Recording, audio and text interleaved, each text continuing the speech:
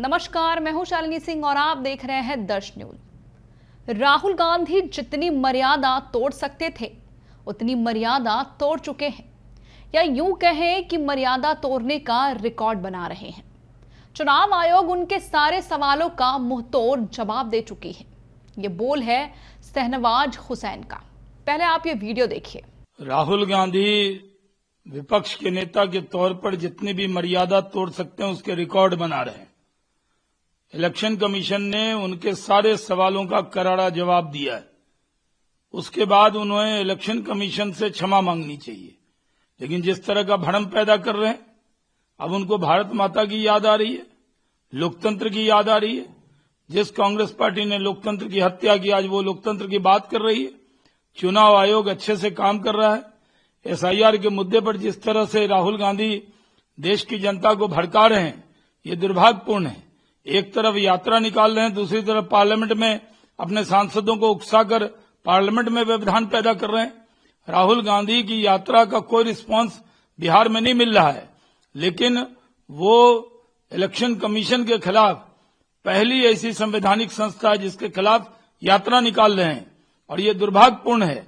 उनको ये मानना चाहिए कि उनको इस तरह मर्यादा नहीं तोड़नी चाहिए। ये डायरेक्ट एक्शन और डायरेक्ट धमकी है। पहली बार संवैधानिक संस्था के जो सदस्य हैं, तीनों इलेक्शन कमिश्नर, उनको खुलेआम धमकी दी जा रही है। ये धमकी दी जा रही है कि अगर वो सत्ता में आए तो इनके खिलाफ कार्रवाई करेंगे। ऐसे तो वो सत्ता में कभी नहीं आने वाले। नरेंद्र मोदी जी की सरकार है और रहेगी। देश की जनता का पूरा सपोर्ट है, समर्थन है, देश की जनता में विश्वास है, और इलेक्शन कमीशन को लेकर भी देश की जनता में विश्वास है।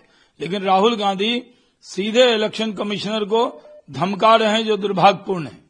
इलेक्शन कमीशन ने तो साफ तौर पे कहा है कि जिनके नाम आ गए वो आ गए, जो नाम छूट गए हैं गलती से या कोई त्रुटि है तो वो क्यूआर कोड भी दिया है, उस पर वो दें। वहां पे स्थानीय स्तर पे एक हफ्ते के अंदर इसको दे दें, सब सुधार होगा। इलेक्शन कमीशन तो पूरी तरह तैयार है। हम इलेक्शन कमीशन की तरफ से नहीं बोल रहे। इलेक्शन कमीशन जो बोल रहा है, हमें संवैधानिक संस्था पर यकीन है, तो हम कह रहे हैं कि उसका उपयोग करना चाहिए। अगर किसी का नाम छूट गया है या त्रुटि है तो उसको दूर किया जाएगा, लेकिन राहुल गांधी इसको सुनने को तैयार नहीं है। राहुल गांधी सिर्फ माहौल बनाना चाहते हैं, उनके पास कोई मुद्दा नहीं है। बिहार के चुनाव में वो जान रहे हैं, उनका सर्वे है कि बुरी तरह वो लोग हार रहे हैं, इसलिए उनको लगता है कि इलेक्शन कमीशन को अभी से दोष दे दिया जाए ताकि हार की जिम्मेदारी वो खुद न लें, इलेक्शन कमीशन पे थोप दें।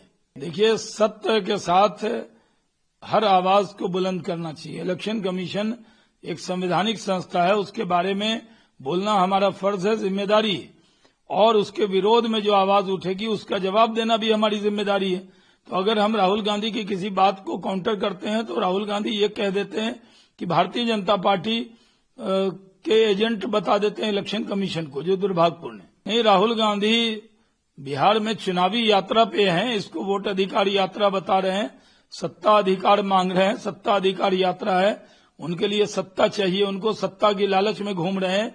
कोई रिस्पांस नहीं मिल रहा है। मैं उनकी यात्रा के पीछे पीछे सब जगह गया हूं और देखा है जनता में कोई रिस्पांस नहीं है।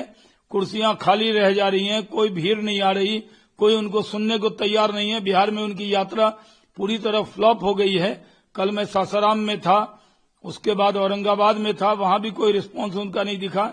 आज मैं गया और नालंदा, नवादा के अंदर जा रहा हूं, देख रहा हूं कि कोई रिस्पांस उनका नहीं है।